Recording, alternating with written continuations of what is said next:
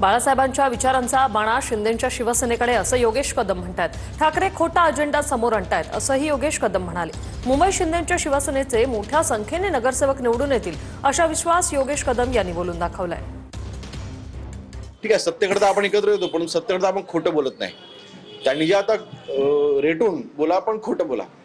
मला वाटतं मुंबई महाराष्ट्रापासून तुटणार, मुंबई गुजरातींच्या हातामध्ये जाणार, हा खोटा अजेंडा मराठी माणसांना भडकवण्यासाठी त्यांनी सेट करायचा प्रयत्न करते। परंतु आता मराठी माणूस काही भुरळणार नाही, त्यांना सत्य माहिती आहे। मागच्या हिवाळी अधिवेशनामध्ये महायुतीच्या सरकारने जे काही मुंबईकरांकरिता निर्णय जाहीर केले ते ऐतिहासिक निर्णय आहेत। म्हणून मला वाटतं जनता ही विकासासोबत राहील, ह्यांच्या एकत्र येण्यानं आम्हाला काही फरक पडणार नाही।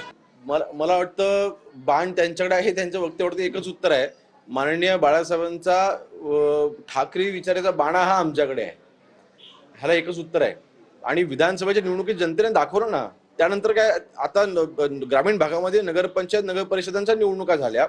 ह्या निवडणुकामध्ये देखील आपण पाहिलं की शिवसेनेच्या इतिहासामध्ये सर्वात जास्त नगराध्यक्ष यावेळेला आम्ही निवडून आणलेले आहेत। कारण एकनाथ शिंदे साहेबांवरती शिवसैनिकांनी ग्रामीण भागामधल्या जनतेने विश्वास ठेवलेला आहे।